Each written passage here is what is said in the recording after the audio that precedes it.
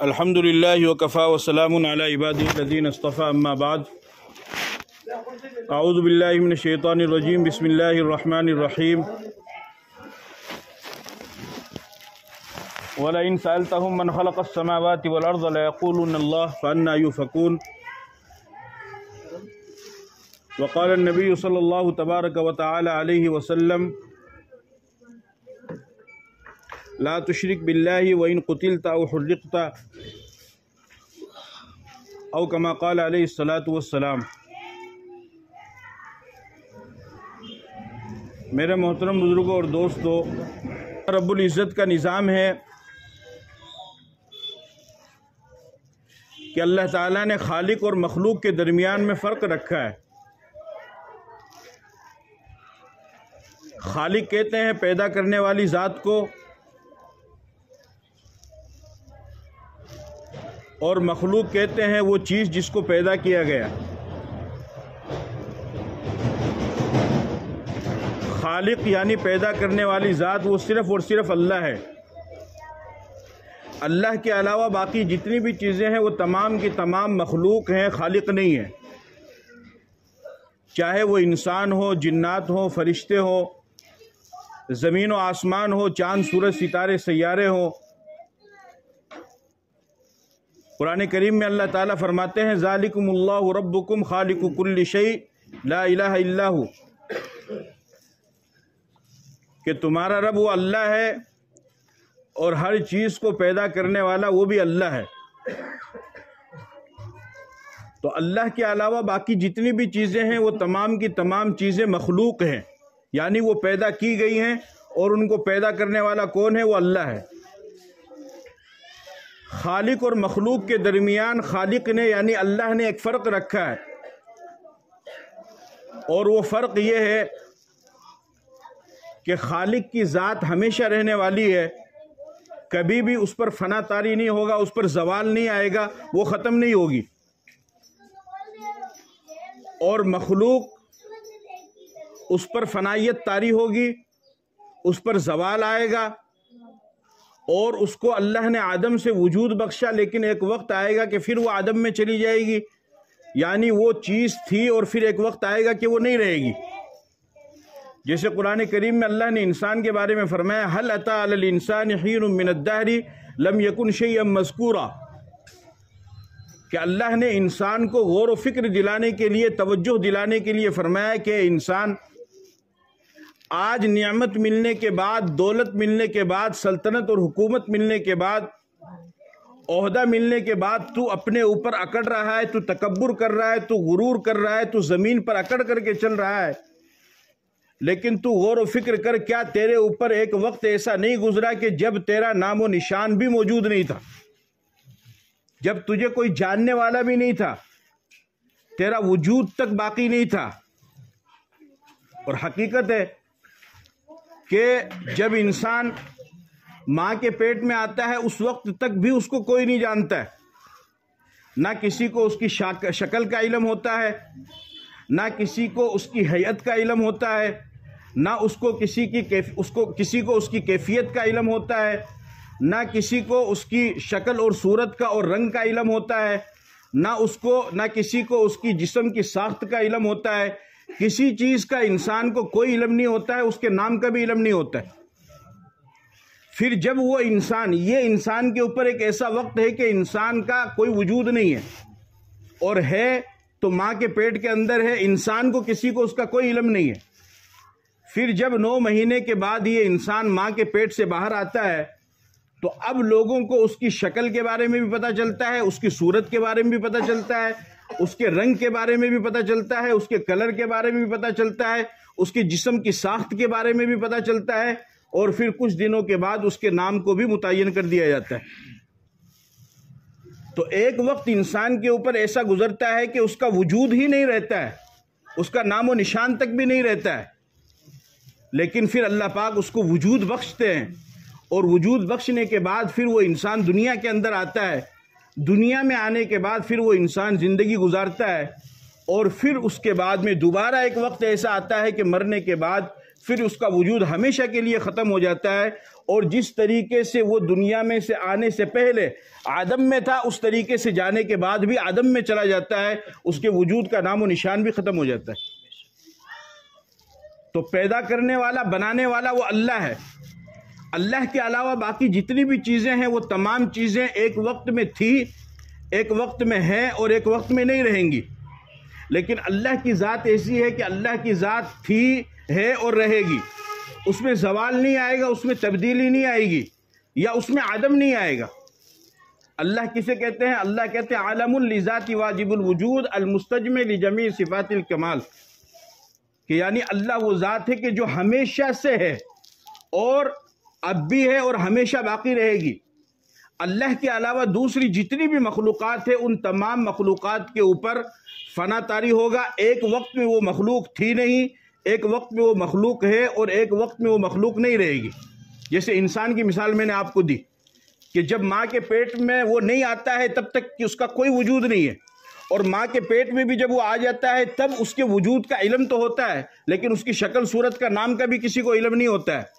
پھر وہ ماں کے پیٹ سے باہر نکلتا ہے، پیدا ہوتا ہے، بڑا ہوتا ہے، پھر مر کر کے دنیا سے چلا جاتا ہے، تو اس کا وجود بیچ میں رہا 60 سال 70 سال 80 سال جو بھی اس کی عمر تھی، اس کے بعد اب یہ دنیا سے چلا گیا، اس کا وجود پھر ختم ہو گیا ہے۔ تو انسان ایک وقت میں نہیں تھا، پھر ایک وقت میں آیا اور پھر ایک وقت میں نہیں ہے، لیکن اللہ کی ذات ایسی ہے کہ وہ تھی، ہے اور رہے گی۔ اسی کو کہتے ہیں کہ اللہ ہمیشہ سے ہے اور ہمیشہ باقی رہے گا۔ اور یہ صرف ایک انسان کی مثال نہیں ہے، بلکہ انسان کے علاوہ جتنی بھی مخلوقات ہیں ان تمام مخلوقات کا یہی مسئلہ ہے کہ وہ تمام مخلوقات ایک وقت میں نہیں تھی، پھر اللہ نے جب چاہا اپنی مرضی سے کن فیکون کے ذریعے سے اس کو وجود بخشا، وہ چیز وجود میں آئی، وہ چیز لوگوں کے سامنے آئی، وہ چیز ظاہر ہوئی، اور پھر جب اللہ نے چاہا اس کے وجود کو مٹا دیا، اس کو ختم کر دیا، وہ پھر ہمیشہ کے لیے غائب ہو گئی۔ تو یہ مخلوق کے ساتھ یہ معاملہ پیش آتا ہے۔ چنانچہ ایک وقت ایسا تھا کہ زمین و آسمان نہیں تھے، پھر اللہ رب العزت نے زمین و آسمان کو بنانے کا فیصلہ فرمایا۔ وَلَقَدْ خَلَقْنَا السَّمَاوَاتِ وَالْأَرْضَ فِي سِتَّةِ أَيَّامٍ، 6 دنوں میں اللہ تعالیٰ نے زمین و آسمان کو بنایا ہے۔ جب اللہ نے فیصلہ نہیں کیا تھا اس وقت زمین و آسمان بھی موجود نہیں تھے، جب اللہ نے فیصلہ کیا تو اللہ نے زمین و آسمان کو وجود بخشا۔ ایک وقت تھا کہ چاند نہیں تھا، سورج نہیں تھا، ستارے نہیں تھے اور دریا نہیں تھے، کوئی مخلوق نہیں تھی۔ اللہ نے فیصلہ کیا تو اللہ نے اس کو وجود بخشا۔ پھر اس کے بعد میں ایک وقت ایسا آئے گا کہ اللہ پاک ان تمام چیزوں کو ختم کر دیں گے۔ چنانچہ جس طریقے سے زمین و آسمان پہلے نہیں تھے، اس کے بعد پھر اللہ نے اس کو بنایا، اور بنانے کے بعد پھر اللہ نے مخلوقات کو پیدا فرمایا۔ پہلے جنات کو بھیجا، جنات کئی ہزار سال پہلے انسان سے دنیا کے اندر آ گئے تھے، اور پھر جنات کے تقریباً 2000 سال کے بعد میں اللہ تعالیٰ نے آدم علیہ السلام کو دنیا کے اندر بھیجا، یعنی انسان کو بھیجا۔ تو زمین و آسمان تو اس سے ہزاروں سال پہلے بن گئے، پھر جنات آئے، جنات کے بعد میں پھر انسان آئے، اب انسان اس دنیا کے اندر رہ رہے ہیں اور دوسری مخلوقات رہ رہی ہے۔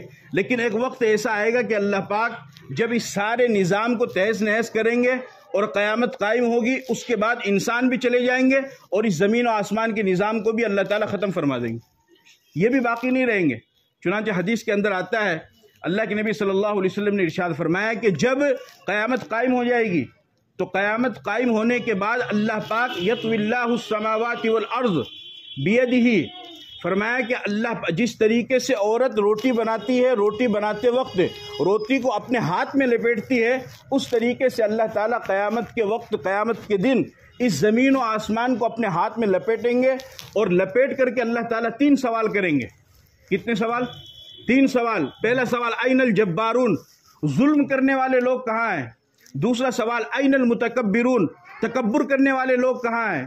تیسرا سوال این الملوک، بادشاہ کہاں ہیں کہ جو دنیا کے اندر زمین کے اوپر اکڑ کر کے چلا کرتے تھے اور کہا کرتے تھے کہ ہمارے حکم کے بغیر تو پتہ بھی نہیں ہل سکتا ہے، اور ہماری اجازت کے بغیر تو کوئی کام ہی نہیں ہو سکتا ہے، اور ہماری شرکت کے بغیر تو کوئی مجلس مکمل ہی نہیں ہو سکتی ہے بلکہ وہ ناقص اور ادھوری رہتی ہے۔ وہ تکبر کرنے والے لوگ کہاں ہیں؟ وہ لوگوں کے اوپر ظلم کرنے والے لوگ کہاں ہیں؟ وہ لوگوں کے سروں کے اوپر بادشاہت کرنے والے بادشاہ کہاں ہیں؟ لیکن کوئی زندہ رہے گا تو جواب دے گا نا، کوئی زندہ ہی نہیں ہے یہاں پر تو جواب کون دے گا؟ تو اللہ پاک فرمائیں گے لمن الملک اليوم، آج کے دن کس کی حکومت ہے؟ کوئی جواب نہیں دے گا تو اللہ پاک فرمائیں گے للہ الواحد القہار، آج کے دن ایک اکیلے تنہا اللہ رب العزت کی حکومت ہے۔ تو زمین و آسمان کو اللہ نے بنایا، پھر اس کو وجود بخشا، پھر اس کے بعد میں ایک وقت آیا کہ اللہ نے اس کو ختم کر دیا۔ یوم تبدل الارض غیر الارض والسماوات وبرزوا للہ الواحد القہار۔ اللہ پاک زمین کو بھی بدلیں گے اور آسمان کو بھی بدلیں گے، قیامت میں یہ زمین و آسمان دونوں تبدیل ہو جائیں گے۔ لیکن اس سے آپ اچھی طریقے سے سمجھ گئے کہ زمین و آسمان بھی ایک وقت میں نہیں تھے، پھر اللہ نے بنایا، پھر رہے، پھر ایک وقت میں نہیں رہیں گے۔ اسی طریقے سے انسان ایک وقت میں نہیں تھے، پھر اللہ نے بنایا، پھر اس کے بعد میں انسان نہیں رہے گا۔ اس طریقے سے یہ دو مثال میں نے آپ کو دی ہے۔ اب آپ جتنی بھی مخلوقات ہیں ان تمام مخلوقات کو ان مثالوں کے اوپر فٹ کر لو کہ وہ تمام مخلوقات ایک وقت میں نہیں تھی، پھر جب تک اللہ نے چاہا ان کو زندگی دی، ان کو وجود بخشا، اور پھر جب اللہ چاہیں گے تو اس کے وجود کو ختم کر دیں گے اور وہ مخلوقات ختم ہو جائے گی، وہ مٹ جائے گی۔ لیکن اللہ کی ذات ایک ایسی ذات ہے کہ جو پہلے بھی موجود تھی اور جو اب بھی موجود ہے اور جو آئندہ بھی موجود رہے گی۔ تو خالق اور مخلوق کے درمیان ایک بڑا فرق یہ ہے کہ خالق وہ ہوتا ہے کہ جو ہمیشہ رہنے والا ہو، جو کبھی ختم نہ ہونے والا ہو، جو کبھی نہ مٹنے والا ہو، جو کبھی فنا نہ، جس پر کبھی فنا طاری نہ ہو، جس پر کبھی زوال نہ آئے، جس پر کبھی پستی نہ آئے، جو کبھی عدم کی طرف نہ جائے۔ اور مخلوق وہ ہوتی ہے کہ ایک وقت میں عدم ہوتا ہے، پھر وجود ہوتا ہے، اور پھر وہ عدم کی طرف چلی جاتی ہے، یعنی وہ پستی کی طرف چلی جاتی ہے۔ یہ خالق اور مخلوق میں فرق ہے۔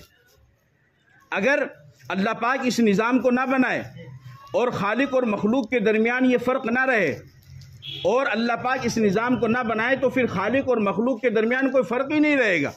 پھر تو جس طریقے سے اللہ ہمیشہ رہنے والا، انسان بھی ہمیشہ رہے گا۔ جس طریقے سے اللہ کو موت نہیں آتی ہے، انسان کو بھی موت نہیں آئے گی۔ لیکن اللہ نے یہ فرق بنایا ہے کہ مخلوق کو ختم ہوگی، مخلوق فنا ہوگی، مخلوق جائے گی، لیکن خالق اور اللہ وہ ہمیشہ باقی رہے گا۔ اللہ لا الہ الا هو الحی القیوم۔ اللہ وہ ہے کہ اس کے سوا کوئی معبود نہیں ہے، وہ زندہ ہے، القیوم ہمیشہ باقی رہنے والا ہے۔ لا تاخذہ سنۃ ولا نوم، فرمایا کہ اس کو نیند آنا تو دور کی بات ہے، اس اللہ کو اونگ بھی نہیں آتی کہ کوئی یہ کہے کہ بھئی چلو اللہ کو اونگ آ گئی تو اب ہم اپنا کام کر لیں۔ نہیں، اس کو نیند تو آنا دور کی بات ہے، اس کو اونگ بھی نہیں آتی ہے۔ لہو ما فی السماوات و ما فی الارض، زمین و آسمان کی تمام چیزوں کا کل اختیار اللہ کے سوا کسی کو نہیں ہے۔ کامل قدرت والا زمین و آسمان کی تمام چیزوں کا صرف اللہ ہے۔ پھر آگے دوسری چیزوں کو بیان فرمایا۔ تو یہ اللہ نے نظام بنایا ہے، ان ساری چیزوں کو پیدا کرنے والا وہ اللہ ہے، زمین و آسمان کو بنانے والا اللہ، چاند سورج ستاروں کو بنانے والا اللہ، اولاد دینے والا اللہ، رزق دینے والا اللہ، زندگی دینے والا اللہ، موت دینے والا اللہ ہے۔ اللہ کے علاوہ کسی کے بس میں نہیں۔ اسی کو توحید کہتے ہیں۔ اس پر قائم رہنا اور اس پر مرنا ضروری ہے، ورنہ اگر ذرہ برابر بھی اس میں تبدیلی آ گئی اور ذرہ برابر بھی اس میں فرق آ گیا تو پھر انسان کا ایمان ڈگمگائے گا اور وہ شرک کے ساتھ دنیا سے جائے گا۔ اس میں ذرہ برابر تبدیلی نہیں آنی چاہیے۔ ہمیشہ توحید پر قائم رہو، توحید کو مضبوطی سے اپناؤ۔ جو کچھ کرنے والا ہے وہ صرف اور صرف اللہ ہے، اللہ کے علاوہ کوئی نہیں ہے۔ کسی نبی میں بھی یہ طاقت نہیں ہے کہ وہ کسی کو اولاد دے دے، کسی نبی میں یہ طاقت نہیں ہے۔ آپ کی سب سے چہیتی اور لاڈلی بیوی ام المومنین حضرت عائشہ رضی اللہ تعالی عنہا نے ایک مرتبہ فرمایا کہ یا رسول اللہ، میرا دل چاہتا ہے کہ میری گود بھی ہری ہو، اور جس طریقے سے اور عورتوں کی دلوں میں گود میں بچے کھیلتے ہیں، اس طریقے سے میں چاہتی ہوں کہ میرے گود میں بھی کوئی بچہ کھیلے اور اللہ ہمیں بھی اولاد دے۔ تو اللہ کے نبی نے ارشاد فرمایا کہ عائشہ، یہ کام تو صرف اور صرف اللہ کا ہے، اللہ کے علاوہ کسی کا نہیں۔ تو جب اولاد دینا اس نبی کے ہاتھ میں نہیں جو نبی سارے نبیوں کا سردار ہے، جو نبی سارے نبیوں کا نبی ہے، جس کے لیے اللہ نے اس ساری کائنات کو بنایا ہے، جس کے لیے اللہ نے اس ساری دنیا کو بنایا ہے، اس زمین و آسمان کے نظام کو اللہ نے جس کے لیے بنایا ہے۔ لولاک لما خلقت الافلاک، فرمایا کہ اے میرے نبی، اگر تجھے پیدا نہ کرنا ہوتا تو میں زمین و آسمان کو ہی نہ بناتا۔ زمین و آسمان کو بنایا، دنیا کو سجایا ہی صرف اس وجہ سے کہ آگے چل کر کے میرا نبی محمد رسول اللہ صلی اللہ علیہ وسلم دنیا کے اندر آئے گا۔ جس نبی اس کو اتنا بڑا مقام دیا، قرآن اس کے اوپر نازل فرمایا، قیامت تک کے لیے قرآن کے اندر اس کے ذکر کو اللہ نے بلند کیا۔ وَرَفَعْنَا لَكَ ذِكْرَكَ، اذان میں اس کا ذکر کیا، نماز میں اس کا ذکر کیا، درود شریف میں اس کا ذکر کیا، تشہد میں اس کا ذکر کیا، قدم قدم پر صبح اٹھتے جاگتے اٹھتے بیٹھتے ہر وقت اللہ نے اس کے ذکر کو بلند کیا ہے، اور اللہ نے اس نبی کو اپنے پاس میں بلایا ہے، معراج کروائی ہے، عرش پر اپنے پاس میں بلایا ہے، جنت اور جہنم کی سیر کروائی ہے، اور سارے نبیوں کی امامت اللہ پاک نے ان کے ذریعے سے کروائی ہے، اور سارے نبیوں کو کلمہ ان کا پڑھنے کے لیے کہا ہے، اور سارے نبیوں کو ان کے اوپر ایمان لانے کے لیے کہا، اور سارے نبیوں کو ان کی تصدیق کرنے کے لیے کہا۔ اتنا بڑا بلند مقام رکھنے والا نبی وہ بھی کہتا ہے کہ عائشہ اولاد دینا میرے بس کی بات نہیں ہے، یہ تو صرف اللہ کے ہاتھ میں۔ یخلق ما یشاء اناثا ویہب لمن یشاء الذکور او یزوجہم ذکرانا واناثا ویجعل من یشاء عقیما۔ وہ اللہ ہی ہے جس کو چاہتا ہے تو لڑکے ہی لڑکے دیتا ہے، جس کو چاہتا ہے تو لڑکی ہی لڑکی دیتا ہے، اور چاہتا ہے تو کسی کو بانجھ بنا دیتا ہے، کچھ بھی نہیں دیتا ہے۔ وہ اس کا فیصلہ ہے۔ زندگی اللہ کے ہاتھ میں ہے، موت اللہ کے ہاتھ میں ہے۔ قل اللہ یحییکم ثم یمیتکم ثم یجمعکم الی یوم القیامہ۔ آپ کہہ دیجئے ان سے کہ اللہ تمہیں زندہ کرے گا، پھر اللہ ہی تمہیں موت دے گا، اور پھر قیامت کے دن اللہ ہی تمہیں دوبارہ میدان محشر میں اٹھائے گا۔ یہ ساری چیزیں کس کے ہاتھ میں ہیں؟ اللہ کے ہاتھ میں ہے۔ زمین و آسمان کو بنانے والا یہ اللہ ہے۔ اس پر اپنے آپ کو مضبوط رکھنا ہے، اس پر اپنے آپ کو مضبوط رکھنا ہے۔ اس میں ذرہ برابر بھی تبدیلی نہیں آنے دینی ہے۔ اگر تبدیلی آ گئی تو اسی کو شرک کہتے ہیں، اور اس کی معافی نہیں ہے۔ قرآن کریم میں اللہ تعالیٰ فرماتے ہیں ان اللہ لا یغفر ان یشرک بہ ویغفر ما دون ذلک لمن یشاء، کہ اللہ پاک شرک کے علاوہ جس گناہ کو چاہے معاف کر دیں گے، لیکن شرک کو اللہ تعالیٰ کبھی معاف نہیں کریں گے۔ لقمان حکیم نے اپنے بیٹے کو وصیت کی اور کہا بیٹا لا تشرک باللہ یا بنیا لا تشرک باللہ ان الشرک لظلم عظیم، کہ بیٹا اللہ کے ساتھ کسی کو شریک مت کرنا، شرک سب سے بڑا گناہ ہے، شرک سب سے بڑا گناہ ہے۔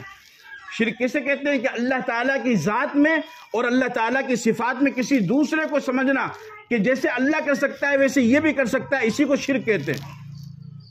اولاد دینے والا اللہ ہے، یہ سمجھنا کہ یہ آدمی بھی اولاد دے سکتا ہے، یہ شرک ہے۔ زندگی دینے والا اللہ ہے، موت دینے والا اللہ ہے، بارش برسانے والا اللہ ہے، روزی دینے والا اللہ ہے، زمین میں سے غلے کو نکالنے والا اللہ ہے۔ ان تمام چیزوں کو کرنے والا کون ہے؟ اللہ ہے، اور یہ تمام صفات کس کی ہے؟ اللہ کی ہے۔ اب اگر کوئی انسان یہ سمجھتا ہے کہ نہیں اللہ تو دیتا ہی ہے، اللہ تو کرتا ہی ہے، لیکن ساتھ ساتھ میں یہ بھی کر سکتا ہے، تو اسی کو شرک کہتے ہیں۔ یعنی پارٹنر بنانا، پارٹنرشپ کرنا، یہی اللہ کو پسند نہیں ہے، اور اس کی اللہ کے یہاں معافی نہیں۔ اس کے علاوہ اللہ کے یہاں ہر گناہ کی معافی ہے، زنا کی معافی ہے، شراب کی معافی ہے، بدکاری کی معافی ہے، قتل کی معافی ہے، اور جوا خوری کی معافی ہے، سود خوری کی معافی ہے، حرام خوری کی معافی ہے، ہر گناہ کی معافی ہے۔ لیکن شرک کی اللہ کے یہاں بالکل بھی معافی نہیں ہے، کہ اللہ یہ کہنا چاہتا ہے کہ جب تیری ساری ضرورتوں کو میں پوری کر رہا تھا تو تو نے دوسرے کو کیسے کہا کہ یہ بھی کر سکتا ہے؟ یہ تو نے اپنا عقیدہ بنایا کیسے؟ اللہ کے علاوہ کوئی نہیں کر سکتا ہے۔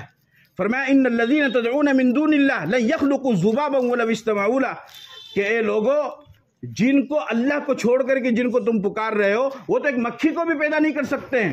وَإِن يَسْلُبْهُمُ الذُّبَابُ شَيْئًا لَّا يَسْتَنقِذُوهُ مِنْهُ ضَعْفَ الطَّالِبِ وَالْمَطْلُوبِ، اگر ایک مکھی کوئی مٹھائی ان کے سامنے سے اٹھا کر کے لے جائے تو ان میں اتنی بھی طاقت نہیں ہے کہ وہ اس کو منع کر سکے، تو پھر اس اللہ کو پکارو جس نے تمہیں پیدا کیا ہے، جو تمہیں روزی دے رہا ہے، جو تمہاری زندگی کا مالک ہے، جو تمہاری موت و حیات کا مالک ہے، جو تمہاری صحت اور طاقت اور جوانی کا مالک ہے، ایک ایک سانس تمہاری جس کے ہاتھ میں ہے، اس اللہ کو پکارو۔ اس لیے آپ نے فرمایا لا تشرک باللہ وَإِن قُتِلْتَ أَوْ حُرِّقْتَ، کہ چاہے تمہیں قتل کر دیا جائے، تمہارے جسم کے ٹکڑے ٹکڑے کر دیے جائے، اور تمہارے جسم کو ادھیڑ کر کے رکھ دیا جائے، پھر بھی اللہ کے ساتھ شریک مت کرنا۔ بس ایک ہی بات کہنا قل هو اللہ احد، اللہ اکیلا ہے۔ یہی حضرت بلال رضی اللہ تعالیٰ عنہ کے ساتھ میں ہوا کہ انہوں نے ان کے اوپر پتھر رکھا گیا، ان کے سینے کے اوپر پتھر رکھا گیا، ان کو ستایا گیا، ان کو پریشان کیا گیا، لیکن انہوں نے کیا کہا؟ انہوں نے یہی کہا اللہ احد، کہ اللہ تو صرف اکیلا ہے، اس کے علاوہ میں کسی اور کو اپنا معبود نہیں بنا سکتا۔ اسی طریقے سے ہمیں چاہیے کہ اس کے ساتھ ساتھ میں، چونکہ یہ دنیا جانی ہے، اللہ نے یہ نظام ایسا بنایا ہے، تو پھر حسن سلوک کا معاملہ کریں، اچھے سلوک کا معاملہ کریں، اپنی زندگی کے اندر لوگوں سے دعائیں لیں، لوگوں کی دعائیں لیں، ان کے ساتھ حسن سلوک کا معاملہ کریں، اچھا برتاؤ ان کے ساتھ میں کریں، تاکہ جب کل کے دن آپ دنیا سے جائیں تو بعد میں جو رہنے والے لوگ ہیں وہ آپ کے لیے دعا کریں اور وہ اپنی دعاؤں میں آپ کو یاد رکھیں۔ جب یہ کام آپ کریں گے، اس طریقے سے حسن سلوک کرتے ہوئے جب آپ لوگوں کے ساتھ جائیں گے، تو اس صورت میں آپ کی دنیا بھی اچھی ہوگی اور آپ کی آخرت بھی اچھی ہوگی۔ اور اس میں ہے سب سے بڑا عفو درگزر، صبر، دوسرے کو معاف کر دینا، صبر کرنا، برداشت کر لینا، یہ سب سے بڑی چیز ہے ہمارے لیے۔ جو زندگی، جو آئیڈیل جس کو اللہ نے بنایا، وہ پیغمبر کی زندگی ہے۔ لقد کان لکم فی رسول اللہ اسوۃ حسنہ، اللہ نے تمہارے لیے رسول کی زندگی میں آئیڈیل اور نمونہ بنایا ہے۔ تو رسول کی زندگی کو سامنے رکھتے ہوئے ہم اپنی زندگی کو گزاریں اور آخرت کی تیاری کے ساتھ میں گزاریں، غافل نہ ہو۔ امام غزالی رحمۃ اللہ علیہ فرماتے ہیں کہ ہر انسان آخرت کا مسافر ہے۔ آپ جتنا وقت گزار رہے ہیں، جتنا آپ آگے جا رہے ہیں، اتنا ہی گویا کہ آپ اپنی آخرت کے بھی قریب ہو رہے ہیں، اپنی موت کے بھی قریب ہو رہے ہیں، اپنے جنازے کے بھی قریب ہو رہے ہیں، اور اپنی زندگی اور دنیا سے آپ دور ہو رہے ہیں۔ اب آخری ٹائم چل رہا ہے، اس کے بعد میں نیا سال آئے گا، اس میں لوگ بڑی خوشیاں مناتے ہیں، نیا سال مبارک ہو، لیکن انہیں یہ نہیں سمجھ میں آتا ہے کہ سال کے 365 دن تیری زندگی میں سے گزر گئے، تجھے اس کا احساس نہیں ہے۔ ایک چھوٹی سی چیز اگر کسی انسان کی چھوٹ جائے، 5 روپے بھی اگر نکل جائے، اس کی جیب سے تو روتا ہے۔ ایک چھوٹے سے معمولی چیز بھی اگر اس کی چلی جائے، اس کے ہاتھ سے نکل جائے یا گم ہو جائے، تو اس کے لیے وہ روتا ہے۔ زندگی کا جو سب سے بہترین اور قیمتی تحفہ جو اللہ نے انسان کو دیا ہے ایمان کے بعد، وہ ہے وقت۔ عربی میں کہا جاتا ہے الوقت اثمن من الذهب، کہ وقت یہ سونے اور چاندی سے بھی زیادہ قیمتی ہے۔ وقت سونے اور چاندی سے بھی زیادہ قیمتی ہے، اس لیے کہ اگر کسی انسان کے پاس میں پیسہ ہو یا سونا چاندی ہو اور وہ چوری ہو جائے، یا پھر خدا نہ کرے گھر میں آگ لگی اور وہ سونا چاندی ہلاک ہو گئے، ختم ہو گئے، اور وہ پیسے جل کر کے راکھ ہو گئے، تو انسان دوبارہ محنت کر کے، کوشش کر کے اس پیسے کو حاصل کر سکتا ہے، اس سونے چاندی کو بھی حاصل کر سکتا ہے، بلکہ اس سے بھی زیادہ کما سکتا ہے۔ لیکن جو وقت ایک مرتبہ چلا گیا، تو انسان کروڑوں کی دولت خرچ کر لے یا کتنی ہی کوشش کر لے، دوبارہ وہ اس وقت کو پلٹا کر کے نہیں لا سکتا ہے۔ یہ 2023 جو آپ کی زندگی سے، جو ہماری زندگی سے جائے گا، اب اس کے بعد آگے ہم آخرت میں تو جائیں گے، لیکن ہم ساری دنیا کو ملا کر بھی کوشش کر لیں، تب بھی 2023 کو واپس نہیں لا سکتے ہیں۔ تو معمولی سی چیز کے جانے پر غم ہوتا ہے، سال کے 365 دن، اور پھر ان دنوں کے گھنٹے، ان دنوں کے منٹ، اور ان دنوں کی سیکنڈ، ساتھ، لمحہ، پل پل، وہ ساری چیزیں ہم سے رخصت ہو گئی، اور ہم اس پر خوشی مناتے ہیں کہ نیا سال مبارک۔ اس لیے شاعر نے بڑا اچھا شعر کہا، ایک اور اینٹ گر گئی دیوار حیات سے، حیات کہتے ہیں زندگی کو، ایک اور اینٹ گر گئی دیوار حیات سے، نادان کہتے ہیں نیا سال مبارک ہو۔ ارے تیری زندگی کی جو دیوار تھی، اس دیوار میں سے ایک اور اینٹ گر گئی ہے، وہ تو گرتی جا رہی ہے۔ اگر 20 سال کے ہو گئے تو 20 اینٹ گر گئی ہے، اگر 30 سال کے آپ ہو گئے تو 30 اینٹ گر گئی ہے، 50 سال کے ہو گئے تو 50 اینٹ گر گئی ہے، اور کتنی اینٹ کی دیوار ہے یہ تو خیر اللہ کو معلوم ہے، لیکن یہ اینٹ تو آپ کی دیوار میں سے گر گئی ہے، دوبارہ یہ اینٹ آپ کی دیوار میں لگے گی نہیں۔ جب لگے گی نہیں تو پھر خوشی کس بات کی؟ انسان کو تو یہ سمجھنا چاہیے، یہ تصور کرنا چاہیے کہ یہ جو سال میرا گزر گیا، میں نے اس میں کتنی نیکیاں کی، کتنے اعمال کیے، کتنی عبادتیں کی، اور کتنے اپنے آپ کو آخرت کے لیے تیار کیا۔ یہ سب سے بڑا قیمتی تحفہ ہے۔ حدیث کے اندر اللہ کے نبی صلی اللہ علیہ وسلم نے ارشاد فرمایا کہ زندگی کو غنیمت جانو موت سے پہلے، اور جوانی کو غنیمت جانو بڑھاپے سے پہلے، طاقت اور صحت کو غنیمت جانو کمزوری سے پہلے۔ یہ چیزیں آپ نے بیان فرمائی ہے کہ اس کو غنیمت جانو۔ آج آپ جائیے قبرستان کا چکر لگائیے، ہزاروں لوگ وہاں پر پڑے ہوئے ہیں، وہ چاہتے ہیں کہ کسی طریقے سے ہمیں زندگی مل جائے اور ہم 2 رکعت نماز پڑھ لیں، لیکن نہیں پڑھ سکتے ہیں، اور یہ تو خود جہنمی کہیں گے۔ قرآن میں اس کا ذکر ہے، ربنا اخرجنا نعمل صالحا غیر الذی کنا نعمل، جہنمی کہیں گے کہ اللہ صرف ایک مرتبہ ہم کو دوزخ سے نکال دے، دنیا میں جانے دے، ایسا عمل کریں گے، ایسا عمل کریں گے کہ کسی نے بھی ویسا عمل نہیں کیا ہوگا، ایسی بہترین عبادت کریں گے، ایسی بہترین کام کر کے آئیں گے لیکن ایک بار ہم کو جو ہے دوبارہ دنیا کے اندر بھیج دے، اللہ پاک فرمائیں گے اولم نعمرکم ما یتذکر فیہ من تذکر وجاءکم النذیر، کہ تمہیں میں نے اتنی زندگی دی تھی کہ اگر تم عمل کرنا چاہتے اور تم آخرت کی تیاری کرنا چاہتے اور تم اللہ رسول کو راضی کرنا چاہتے اور تم جنت والے اعمال کرنا چاہتے تو تم کر سکتے تھے، لیکن اس وقت تم نے غفلت کر دی، غفلت کے اندر زندگی گزار دی۔ اب دوبارہ جانے کا موقع نہیں ہے، دوبارہ جانے کی فرصت نہیں ہے، دوبارہ جانے کی مہلت نہیں ہے، اور دوبارہ جانے کی اجازت بھی نہیں ہے۔ جو گیا ایک مرتبہ دوبارہ پلٹ کر کے نہیں آئے گا، نہ اس کا جسم آئے گا نہ اس کی روح آئے گی، یہ بھی سمجھ لو۔ جو انسان ایک مرتبہ مر کر کے دنیا سے چلا گیا، دوبارہ پلٹ کر کے نہ اس کا جسم آئے گا نہ اس کی روح آئے گی۔ اور یہ میں اپنی طرف سے نہیں کہہ رہا ہوں، قرآن میں ہے، قرآن اٹھاؤ 17واں پارہ دیکھو، وَحَرَامٌ عَلَىٰ قَرْيَةٍ أَهْلَكْنَاهَا أَنَّهُمْ لَا يَرْجِعُونَ۔ اللہ پاک فرماتے ہیں کہ جس بستی کو ایک بار ہم نے ہلاک کر دیا، بستی سے مراد بستی میں رہنے والے لوگوں کو ہم نے ہلاک کر دیا، ختم کر دیا، دوبارہ وہ پلٹ کر کے دنیا میں نہیں آئیں گے۔ یہ تو قرآن کہہ رہا ہے، تو دوبارہ انسان پلٹ کر کے دنیا میں نہیں آ سکتا ہے، دوبارہ پلٹ کر کے نہیں آ سکتا ہے۔ جو اس کو اللہ نے موقع دیا ہے وہ یہی موقع ہے، وہ یہی وقت ہے۔ اس کے بعد میں اللہ نے اپنا یہ فضل اور کرم کیا ہے کہ اللہ پاک نے ایصال ثواب کا ایک ذریعہ رکھا ہے، ورنہ تو انسان کی زندگی کا سلسلہ اور انسان کے عمل کا سلسلہ اچھا ہو یا برا ہو تو اس کی موت پہ ختم ہو جاتا ہے۔ مرنے کے بعد انسان نہ تو اچھائی کر سکتا ہے اور نہ ہی برائی کر سکتا ہے، کچھ بھی نہیں کر سکتا ہے۔ اب تو اس نے جو کر لیا ہے اپنی زندگی کے اندر اس کا اس کو حساب دینا ہے۔ لیکن اللہ نے ایک موقع یہ بھی دیا ہے کہ اگر اس کے مرنے کے بعد اس کے ایصال ثواب کی نیت سے اس کے گھر والے کچھ کرتے ہیں تو اللہ پاک اپنے فضل و کرم سے اس کا ثواب اس کو پہنچا دیتے ہیں۔ اس کو ایصال ثواب کہا جاتا ہے کہ مرنے والا مر گیا، اب اس کے بعد میں اس کے گھر والے اس کے ایصال ثواب کی نیت سے کچھ بھی نفلی اعمال کرتے ہیں، فرض اعمال نہیں، اس لیے کہ فرض تو پہلے سے فرض ہے، فرض کا ثواب نہیں پہنچے گا، وہ تو آپ کی ذمہ فرض ہے، وہ تو آپ کی ذمہ فرض ہے نا۔ آپ نے کسی سے 1 لاکھ روپے قرضہ لیے تو وہ آپ کو 1 لاکھ روپے قرضہ دے گا، ہے نا۔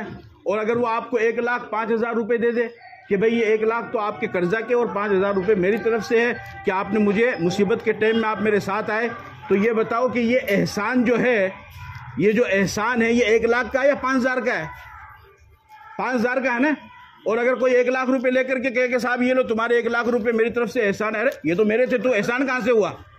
تو فرض تو آپ کے اوپر پہلے سے فرض ہے، جیسے 5 وقت کی نمازیں فرض ہے، اس کا نہیں، روزے رمضان کے مہینے کے وہ فرض ہیں، زکوٰۃ فرض ہے، اس کے جتنی بھی چیزیں ہیں وہ فرائض تو پہلے سے آپ کے اوپر فرض ہے، اس کو تو آپ کو ادا کرنا ہے۔ اس کے علاوہ اگر کوئی نفلی اعمال آپ کرتے ہیں، 2 رکعت نفل نماز پڑھتے ہیں، یا نفل روزہ رکھتے ہیں، یا نفل حج کرتے ہیں، نفلی عمرہ کرتے ہیں، نفلی صدقہ خیرات کرتے ہیں، نفلی اعمال اگر آپ کوئی کرتے ہیں تو ان عملوں کا ثواب آپ اپنے مرحوم کو پہنچائے تو اللہ تعالیٰ اپنے فضل و کرم سے اس کا ثواب ان کو پہنچا دیتے ہیں۔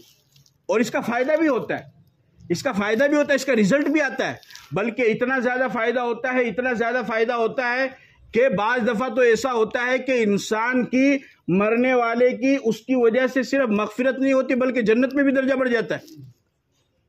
چنانچہ حدیث کے اندر آتا ہے، نبی پاک صلی اللہ علیہ وسلم نے ارشاد فرمایا کہ ایک جنتی کا جنت میں اچانک سے درجہ بڑھ جاتا ہے۔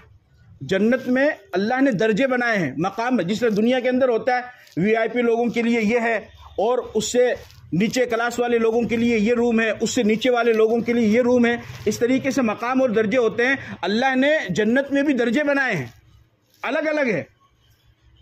ترمذی شریف کی روایت ہے، آپ علیہ الصلوۃ والسلام نے ارشاد فرمایا کہ اللہ نے جنت میں ایک مقام، ایک درجہ ایسا بنایا ہے اور ایک جگہ ایسی بنائی ہے کہ اس میں باہر کا اندر سے اور اندر کا باہر سے نظر آتا ہے۔ ان فی الجنۃ غرفا تری ظہورها من بطونها وبطونها من ظہورها، کہ ایسا اللہ نے بہترین محل بنایا ہے جنت کے اندر کہ باہر سے نظر آتا ہے اور اندر سے نظر آتا ہے، یعنی بہترین شیشے اس میں لگے ہوئے ہیں، ایسا محل اللہ نے بنایا ہے۔ فقام اعرابی فقال لمن ہی یا رسول اللہ، ایک دیہاتی شخص کھڑا ہوا، وہ کہنے لگا کہ اللہ کے رسول ایسا بہترین عالی شان محل جنت میں اللہ نے کس کے لیے بنایا، آپ ہمیں تو بتاؤ۔ آپ نے فرمایا لمن اطاب الکلام واطعم الطعام وادام الصیام وصلی باللیل والناس نیام، کہ جو لوگوں سے اچھی طریقے سے بات کرے گا اور لوگوں کو کھانا کھلائے گا اور نماز کی پابندی کرے گا اور لوگوں کے ساتھ حسن سلوک کرے گا، اللہ اس انسان کو اس VIP محل میں داخل فرمائیں گے۔ تو اللہ نے درجے بنائے ہیں جنت میں، جنت صرف ایک جیسی نہیں ہے، وَلِكُلٍّ دَرَجَاتٌ مِّمَّا عَمِلُوا، اللہ نے تمہارے عملوں کے درجے بنائے ہیں، جو جیسا عمل کرے گا اس کو اللہ تعالیٰ ویسے ہی مقام پر رکھیں گے۔ کوالٹی اللہ نے بنائی ہے، جتنی اخلاص کے ساتھ آپ نماز پڑھو گے، جتنی خشوع و خضوع کے ساتھ آپ نماز پڑھو گے، اتنا ہی زیادہ ثواب، اتنا ہی بڑا مقام آپ کو ملے گا۔ اور اگر خشوع و خضوع نماز میں کم ہے، اخلاص نماز میں کم ہے، تو پھر اس کا مرتبہ بھی کم ہو جائے گا۔ اسی لیے آپ علیہ الصلوۃ والسلام نے حدیث کے اندر ارشاد فرمایا، مشکوٰۃ شریف کی روایت ہے، اذا سألتم اللہ فاسألوہ الفردوس فإنہ اعلیھا واوسطھا، کہ اے میری امت کے لوگوں، جب تم اللہ سے جنت مانگو تو جنت الفردوس مانگو۔ کون سی مانگو؟ جنت الفردوس مانگو۔ جنت الفردوس کیا ہے؟ ان الذین آمنوا وعملوا الصالحات کانت لہم جنات الفردوس نزلا۔ اللہ پاک فرماتے ہیں کہ جو لوگ ایمان لائے اور جنہوں نے نیک اعمال کیے، اللہ نے ان کے لیے جنت الفردوس بنائی ہے، وہ مہمان بن کر کے اس میں اتریں گے، خالدین فیہا لا یبغون عنہا حولا، اور وہ ہمیشہ اس میں رہیں گے، کبھی ان کو موت نہیں آئے گی، ہمیشہ اس میں رہیں گے۔ تو جنت الفردوس کا ایک الگ مقام ہے۔ تو اللہ پاک نے جنت میں درجے بنائے ہیں، جس انسان کے نیک عمل میں جتنا زیادہ اخلاص ہوگا اور جتنا زیادہ پاور ہوگا، اسی طریقے سے اتنا ہی اونچا مقام اور اتنا ہی اونچا درجہ اللہ پاک اس انسان کو عطا فرمائیں۔ چنانچہ حدیث کے اندر اللہ کے نبی صلی اللہ علیہ وسلم نے ارشاد فرمایا کہ جنت میں ایک انسان کا درجہ اچانک بڑھ جاتا ہے، جنتی کا، جہنم سے جنت میں نہیں جا رہا ہے، معاف کیا ہوا تو پہلے سے ہی ہے، تبھی تو جنت میں گیا نا، معاف کیا ہوا پہلے سے ہی ہے، جنت میں ہے موجود، لیکن جنت میں بھی اس کا مقام بڑھ گیا، اس کا درجہ بڑھ گیا۔ فرشتے سوال کرتے ہیں کہ اللہ، یہ تو جنت کے اندر موجود ہے، اس نے تو کوئی عمل بھی نہیں کیا ہے، تو پھر اس کا درجہ کیسے بڑھ گیا؟ اللہ پاک فرماتے ہیں بِمَغْفِرَةِ وَالِدِكَ أَوْلَادِكَ، اللہ پاک فرماتے ہیں کہ یہ تو جنت میں اس نے کوئی عمل نہیں کیا، لیکن اس کے بعد، اس کے مرنے کے بعد اور جنت میں آنے کے بعد اس کی اولاد نے اس کے لیے ایصال ثواب کیا ہے، اس کی وجہ سے ہم نے اس کے درجے کو بڑھا دیا ہے۔ تو ایصال ثواب ایسی چیز ہے، بھولنا نہیں ہے، بھولنا نہیں ہے، ان کو یاد رکھنا ہے۔ وہ انتظار میں رہتے ہیں، وہ انتظار میں رہتے ہیں، جس طریقے سے آپ لوگ انتظار میں رہتے ہیں، آپ کا کوئی لڑکا باہر رہتا ہو، باہر کماتا ہو، مہینہ پورا ہونے کے بعد آپ بھی انتظار میں رہتے ہیں، اور اگر 5 تاریخ تک بچے کا فون نہیں آیا یا کوئی میسیج نہیں آیا تو آپ ادھر سے فون گھما دیتے ہیں، ہاں بیٹا کیا بات ہے، آج کل فون کون کرے، گھر بجلی کا بل آیا، پانی کا بل آیا، بن پیسے دینے بھی، دکان آ کا حساب کرنا، یہ کرنا وہ کرنا ہے، 5 بات سناتے کہ نہیں سناتے ہیں، تو کب تک تو پیسے بھیج رہے ہیں، کرتے کہ نہیں کرتے ہیں؟ تو جس طریقے سے آپ انتظار کرتے ہیں، اس طریقے سے مرحوم بھی، مرنے والا بھی ایصال ثواب کا انتظار کرتا ہے کہ کب کوئی میرا رشتہ دار، میرے گھر والے میرے لیے ایصال ثواب کریں۔ اور پھر آپ کے پاس میں اس محلے میں 10 گھر ہیں، اس 10 گھر میں سے آپ کا بیٹا مہینے کے 10,000 کماتا ہے، دوسرے کا 20 کماتا ہے، تیسرے کا 30 کماتا ہے، اس طریقے سے جو ہے آپ کا بیٹا سب سے زیادہ کماتا ہے۔ مثال کے طور پر ان 10 گھروں میں 50,000 روپے آپ کا بیٹا کماتا ہے، سب سے زیادہ کماتا ہے، تو آپ کو خوشی زیادہ ہوگی کہ میرا بیٹا زیادہ کماتا ہے۔ اسی طریقے سے لوگ ایصال ثواب کرتے ہیں، ثواب بھیجتے ہیں، تو جس کو زیادہ ثواب بھیجا جاتا ہے وہ مرحوم بھی دوسرے مرحوم کے اوپر خوشی کرتا ہے اور فخر کرتا ہے کہ میرے پاس زیادہ ثواب آیا ہے۔ اور یہ زیادہ ثواب پہنچتا ہے قرآن کریم کے ذریعے سے۔ کس کے ذریعے سے؟ قرآن کریم کے ذریعے سے ثواب پہنچتا ہے۔ چنانچہ عبداللہ ابن شخیر رحمۃ اللہ علیہ ایک بہت بڑے بزرگ گزرے ہیں، انہوں نے خواب دیکھا کہ قبریں پھٹی اور اس میں سے کوئی سفید سفید چیزیں نکلی، وہ بڑے حیران ہوئے۔ انہوں نے دیکھا کہ ایک آدمی ہے، وہ کسی درخت کے پاس ٹیک لگا کر کے بیٹھا ہے خواب میں۔ یہ گئے اور جا کر کے ان سے بات کی۔ اچھا، یہاں پر ایک بات اور بتا دوں، کئی لوگوں کو بڑی جلدی ہوتی ہے کہ صاحب میرے والد کا انتقال ہو گیا، میری والدہ کا انتقال ہو گیا، تو اب کانٹیکٹ کا کوئی ذریعہ نہیں سوائے خواب کے۔ یہ یاد رکھو، آپ مرنے کے بعد مرنے والے سے کانٹیکٹ کا، رابطہ کا کوئی ذریعہ نہیں ہے سوائے خواب کے، اس کے علاوہ کوئی ذریعہ نہیں۔ خواب میں ملاقات ہو گئی، بس ٹھیک ہے۔ سفید کرتا پاجامہ میں اپنے مرحوم کو دیکھنا، اس کا مطلب یہ ہے کہ وہ جنت میں ہے۔ لیکن معاف کرنا، 50 سال کی زندگی گزر گئی، تم میں سے کئی لوگ ایسے ہوں گے کہ انہوں نے آج تک سفید کرتا پاجامہ نہیں پہنا، یہ کہ یہ تو مولویہ کا ہے۔ ارے نبی کا لباس ہے، مولوی کو تو مارو گولی، مولوی کا کیا کرنا ہے؟ مولوی اپنی قبر میں جائے گا تو نبی کا لباس تو پہن لو۔ 60 سال کی زندگی گزر گئی، ایک مرتبہ اپنے جسم پر نبی کا لباس نہیں آیا، جمعے کے دن بھی نہیں۔ اس سے زیادہ بدنصیبی کی بات کوئی ہو سکتی ہے؟ اس سے زیادہ بدبختی کی بات کوئی ہو سکتی ہے کہ پیغمبر کا نام لینے والے، نبی کا چاہنے والے، نبی کا نام لینے اور نبی کا لباس میرے جسم پر ایک مرتبہ نہیں؟ اور کتنے لوگ تو ایسے ہیں کہ 80 سال 90 سال کی زندگی گزار کر چلے جاتے ہیں، ان کے جسم پر صرف ایک مرتبہ ان کی زندگی میں سفید لباس آتا ہے اور ان کا کفن ہوتا ہے. مبارک ہو. زندگی میں زندہ رہتے ہوئے اللہ نے اتنا مال و دولت دیا، ایک مرتبہ نبی کا لباس زندگی میں نہیں پہنا، جبکہ اس کی تو فضیلت ہے. البسوا الثياب الابيض وكفنوا فيها موتاكم فانها اطيب واطهر. فرمایا کہ سفید لباس پہنو، یہ پاکیزہ بھی ہوتا ہے، صاف ستھرا بھی ہوتا ہے. اور آگے آپ نے فرمایا کہ اگر کسی کا انتقال ہو جائے تو اپنے مردے کو سفید لباس میں دفن کرو. آپ کا حکم ہے، مشکات شریف کی روایت ہے، دیکھو حدیث اٹھا کر کے. لیکن بس افسوس. خیر بہرحال، تو اس میں کئی لوگ اسی طریقے سے مرحوم تسبیح پڑھ رہا ہے یا اچھی حالت میں ہے تو ٹھیک ہے، لیکن کئی لوگوں کو کیا جلدی ہوتی ہے کہ میں کسی طرح خواب میں دیکھوں اور مجھے پتہ چلے کہ میرا والد کس حال میں، میری والدہ کس حال میں ہے. یہ غلط بات ہے. یہ سوچنا، یہ غلط، یہ تصور کرنا اور اس کے لیے کوشش کرنا، اس کی کوئی ضرورت نہیں ہے. بلکہ کئی لوگ تو جو ہے وظیفہ بھی کرتے ہیں کسی سے پوچھ کر کے کہ بھئی کوئی وظیفہ بتاؤ کہ میں اپنے والد. بھئی آپ اپنے والد کو خواب میں دیکھ کر کرو گے کیا؟ آپ ان کے لیے دعا کرو نا، بات ختم. اگر آپ کی دعا سے وہ جنت، خدا نہ خواستہ اگر وہ جہنم میں بھی ہے، آپ کی دعا سے وہ جنت میں چلے گئے تو کام تو بن گیا. اب دیکھنے کی کیا ضرورت ہے؟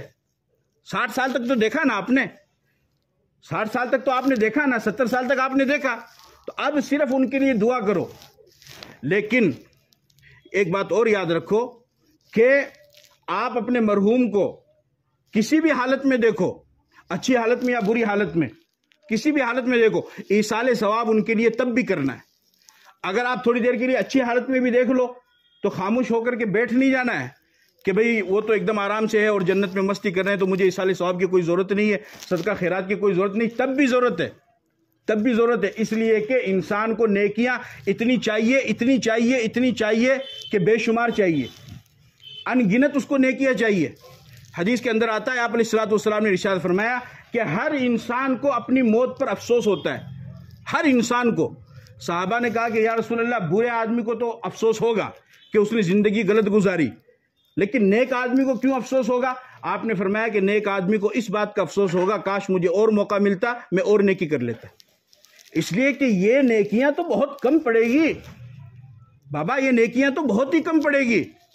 آپ علیہ الصلوۃ والسلام نے فرمایا کہ اگر ایک انسان پیدا ہوا اور پیدا ہونے کے بعد وہ سجدے میں گر گیا، سننا دھیان سے، پیدا ہونے کے بعد وہ سجدے میں گر گیا اور 70 80 100 سال تک بلکہ قیامت تک وہ سجدے کے اندر ہی پڑا رہا، آپ سوچو اس سے بڑی عبادت کوئی ہو سکتی ہے؟